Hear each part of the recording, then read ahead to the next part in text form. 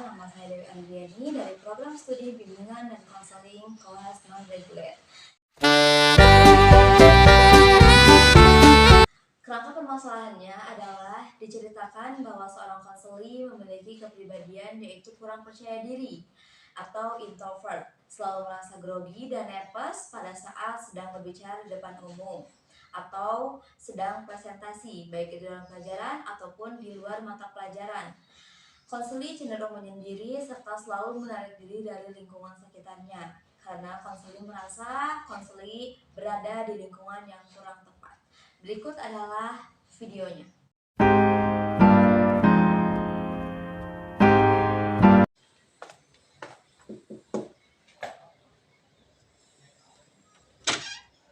Assalamualaikum. Waalaikumsalam, Siva. Silahkan masuk. Silahkan duduk, Siva.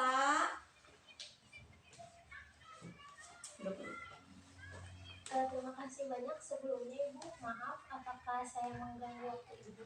Ya, sama-sama. Tidak, sama sekali tidak, Siva. Kan kemarin dari jauh-jauh hari Ibu sudah menyepakati ya bahwa hari ini akan mengadakan konseling bersama Siva. Jadi waktu Ibu hari ini khusus untuk Siva. Baik Bu, kalau begitu terima kasih banyak Bu. Ya, sama-sama. Gimana kabarnya hari ini? Tadi belajarnya lancar? Alhamdulillah tadi belajarnya lancar Bu. Mulai ya. Ibu mau tanya nih, sebelumnya apakah Siva sudah pernah melakukan konseling bersama Ibu? Kebetulan belum pernah Bu, ini pertama kali saya konseling bersama Ibu. Oke. Karena Siva belum pernah melakukan konseling bersama Ibu, maka Ibu akan sedikit menjelaskan tentang proses konseling ini ya. Jadi konseling itu merupakan proses pemberian bantuan dari konselor kepada konseli secara langsung atau secara tatap muka ya. Dimana dalam proses konseling ini terdapat 3 asas. Yang pertama ada asas kerahasiaan, yang kedua ada asas keterbukaan, dan yang ketiga ada asas kerahasiaan. Nah, di dalam asas kerahasiaan, seluruh permasalahan Siva, seluruh keluh kesah Siva itu hanya Ibu saja yang mengetahuinya. Jadi Siva tidak usah sungkan, tidak usah ragu, tidak usah malu untuk menceritakan semua permasalahan Siva, sehingga Siva bisa lebih terbuka dalam mengungkapkan permasalahan yang Siva alami saat ini. Nah, kalau dalam asas kesukarelaan seperti saya datang ke Ibu, Siva menemui Ibu secara langsung. Jadi atas dasar kesadaran diri Siva sendiri tanpa paksaan dari pihak lain, tanpa paksaan dari orang lain. Jadi itu pure atas kemauan Siva sendiri. Nah, dalam proses konseling ini juga mengaitkan antara guru BK dengan siswa yang tujuannya adalah untuk penyelesaian masalah. Tetapi kan kemarin-kemarin Siva sudah pernah bilang ya ke Ibu bahwa Siva itu bingung, Siva itu ruwet Bu, harus bagaimana. Nah, kebingungan Siva itu seperti apa?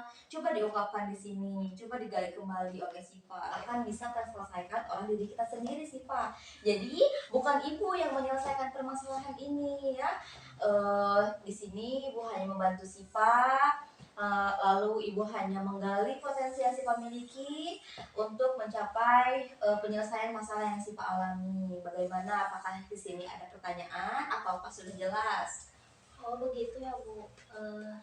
Alhamdulillah sudah paham dan mengerti.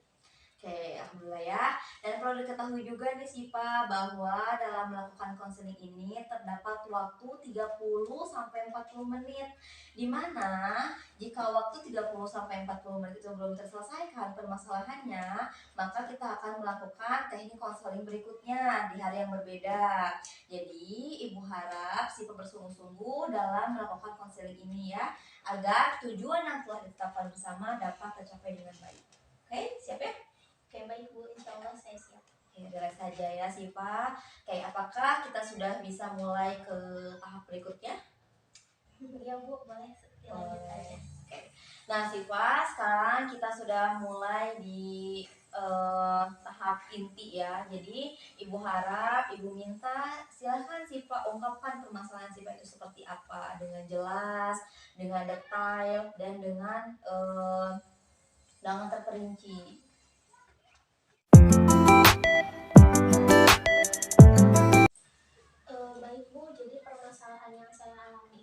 saya kurang percaya diri pada saat berbicara di depan umum.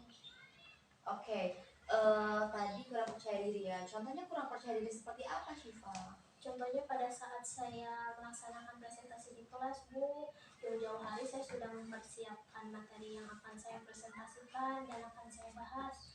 Tetapi pada saat waktu presentasi, tiba-tiba saya menjadi blank, Bu. Materi yang sudah saya hafalkan tiba-tiba lupa dan hilang dari ingatan. Dan saya selalu merasa gugup, serta jika itu semua sudah terjadi, saya ingin menangis, Bu, karena saya malu dicemoohkan dan ditertawakan oleh teman sekelas saya. Oke, kalau boleh Bu tahu nih Syifa ya, sejak kapan kamu mulai mengalami seperti ini? Apakah dari dulu ataukah sekarang-sekarang? Sebenarnya, Bu, dulu saya itu orangnya pendiam semenjak waktu SD sampai SMP. Tetapi semenjak saya masuk SMA, diri saya mulai melemah, Bu. Kepercayaan diri saya mulai berkurang dan saya mulai merasa minder. Ya. Oke, jadi dulu kamu itu dari SD sampai SMP orangnya pendiam, tetapi semenjak masuk SMA kamu itu mulai berubah. Kamu mulai menarik diri dari lingkungan. Lalu apa sih faktor yang menyebabkan kamu berubah menjadi seperti ini? Sehingga dikategorikan menjadi orang yang introvert. Sebagian teman saya ada yang bilang kalau saya jadi introvert, sangat berbeda dengan dulu. Mungkin karena zaman dulu dan sekarang berbeda, Bu, baik dari lingkungan sekolahnya, lingkungan sosialnya, dan pergaulannya, Bu. Makanya saya jadi berubah karena menyesuaikan dengan kondisi saat ini juga, Bu, saat sekarang ini. Tadi dengan adanya kata menyesuaikan ya, apakah harus gitu kamu berubah menjadi seperti ini? Menyesuaikan seperti apa sih yang kamu maksud itu? Coba bisa dijelaskan lebih lanjut lagi, lebih jelas lagi. Iya, Bu, jadi semenjak saya masuk SMA, saya jadi merasa kurang nyaman berada di lingkungan seperti ini, Bu. Dari mulai orang-orangnya yang menengah ke atas seperti hedonisme, yang kompetitif, yang pilih-pilih teman, yang selalu membuli, Bu. Jika temannya melakukan kekeliruan atau kesalahan, walaupun sepele, itu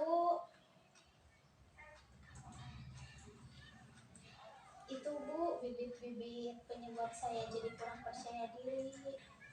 Karena jujur saja saya pernah ditertawakan saat saya sedang presentasi, Bu, dan saya malu sekali, Bu. Itu membuat mental saya menjadi down.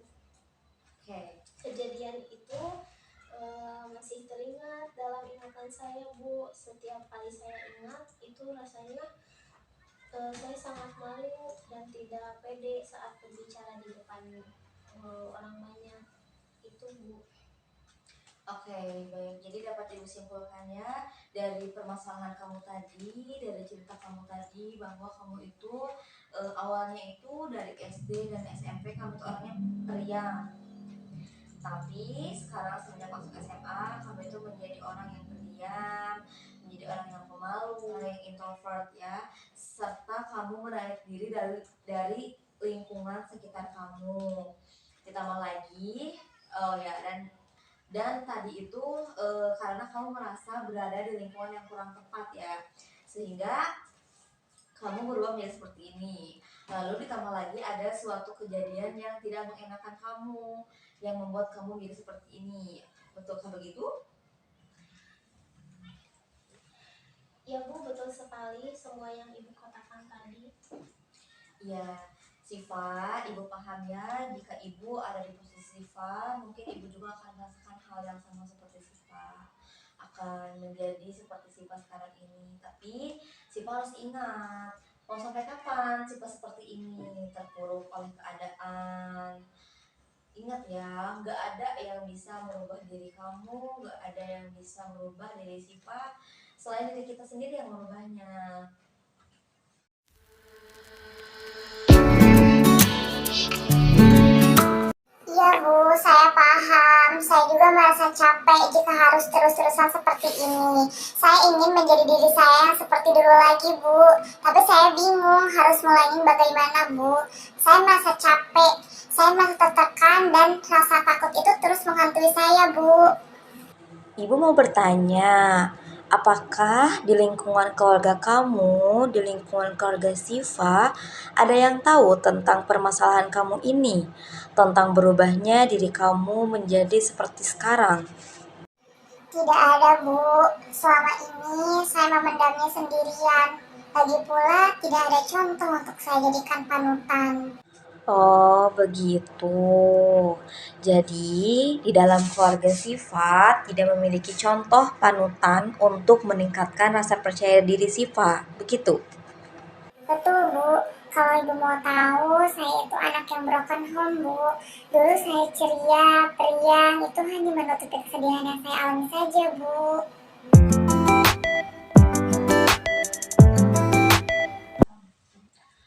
Iya, baiklah kalau begitu ya Siva ya. Sekarang kita itu sedang melakukan konseling individual yang menggunakan teknik behavioral imagery. Jadi, teknik ini itu merupakan salah satu teknik relaksasi atau meditasi yang mengharuskan Siva berkonsentrasi lebih pada objek, suara, ataupun pengalaman-pengalaman yang menenangkan pikiran Siva. Nah, melalui teknik ini, Siva itu diajak untuk meredakan gejala stres serta kecemasan dengan memikirkan atau membayangkan tempat atau situasi yang membuat nyaman atau yang membuat damai. Nah, kan ketika Siva memikirkan suatu situasi yang membuat stres, otomatis tubuh Siva, pikiran Siva itu akan menjadi tegang ya. Mungkin juga akan mengalami peningkatan detak jantung, mudah gelisah, kecemasan berlebih, hingga sulit untuk berkonsentrasi. Sebaliknya, jika Siva memusatkan pikiran Siva pada sesuatu hal yang menyenangkan, maka Siva akan lebih mudah untuk mengelola stres Siva, baik mudah untuk mengatasi stres secara fisik, mental, dan emosional. Begitu ya, paham? Oh gitu ya Bu. Baik Bu, saya paham.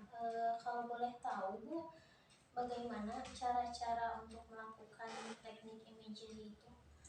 Oke, caranya gampang sekali sih Pak. Kamu itu perlu mempersiapkan tempat yang sepi dan tenang, lalu tempat duduk atau tempat berbaring yang nyaman, lalu ada apa ya namanya itu rekaman audio imagery. Nah itu mah bisa boleh, bisa juga tidak. Nah setelah semuanya kamu siapkan, ada langkah-langkah yang harus kamu siapkan juga. Yang pertama, kamu duduk dan berbaring di tempat yang nyaman dan tenang tadi. Yang kedua, tutup mata lalu terapkan pernapasan dalam untuk bernapas. Yang ketiga, bayangkan kalau kamu itu sedang melakukan sedang staycation atau sedang berada di tempat yang membuat kamu nyaman, seperti pegunungan, pantai, ataupun yang lainnya. Dan yang keempat, kamu bayangkan aroma, suara, dan sensasi berada di tempat yang nyaman tersebut, ya yang tadi. Yang kelima, bayangkan kalau kamu itu sedang menelusuri tempat tersebut. Lalu perhatikan juga detail di sekitar kamu. Nah, yang keenam, nikmati situasi tersebut hingga perasaan kamu, pikiran kamu itu menjadi lebih tenang, damai, sambil terus menerapkan pernapasan dalam. Dan yang terakhir, setelah 15 menit, buka mata kamu dan rasakan sensasinya. Apakah ada perubahan seperti menjadi tenang ataukah lain sebagainya. Dan jika meditasinya sudah selesai, kamu bisa melakukan hal-hal seperti mulai belajar berbicara di depan cermin. Bayangkan kalau kamu sedang berbicara di depan umum atau sedang berbicara atau sedang presentasi di dalam kelas, tapi dengan pelan-pelan ya. Bagaimana? Apakah sudah dimengerti ataukah masih ada pertanyaan? Ya Bu, sudah. Saya sudah agak sedikit mengerti. Oke, nah sekarang Ibu akan memberikan kamu tugas rumah ya. Pada tugas rumah kali ini, kamu cukup mempraktikkan contoh-contoh kecil yang tadi Ibu sudah sebutkan tadi. Nah, seperti berbicara di depan cermin, latihan berbicara presentasi di depan cermin juga, lakukan kelompok atau diskusi ringan bersama rekan kamu untuk belajar berbicara di depan umum juga, dan jalin persahabatan atau jalin pertemanan dengan teman-teman dekat kamu. Lalu kamu catat di buku atau di kertas, kemudian tugas itu kamu berikan kepada ibu ya. Lapor kepada ibu perubahan-perubahan apa saja yang kamu alami. Lalu, apakah kamu sudah merasakan perubahan positif pada diri kamu ataukah belum? Nah, dan jika sudah selesai, kamu bisa kumpulkan ke ibu. Sampai sini, apakah ada pertanyaan? Oh, baik Bu, kalau begitu tidak ada Bu, saya insya Allah sudah paham. Oke, syukurlah ya kalau paham. Jika kamu sudah mengumpulkan catatannya, maka ibu akan melihat nih progres kamu dalam 1 minggu itu seperti apa. Apakah ada perubahan ataukah tidak. Nah, dan untuk tindak lanjut selanjutnya itu akan bagaimana? Bisa dimengerti? Iya Bu, saya sudah mengerti, saya sudah mulai paham. Terima kasih banyak Bu bimbingannya. Setelah saya konseling dengan Ibu, sekarang saya sudah mulai sedikit ada pencerahan untuk melakukan hal-hal positif ya Bu. Iya, sama-sama ya, Siva. Setiap permasalahan itu pasti akan ada jalan keluarnya. Tetap semangat ya, Ibu tunggu perkembangan selanjutnya, oke? Baik Bu, terima kasih banyak. Saya izin pamit karena setelah ini masih ada jam pelajaran Bu. Assalamualaikum. Sama-sama. Iya, Siva, silahkan. Semangat ya belajarnya. Waalaikumsalam warahmatullahi wabarakatuh.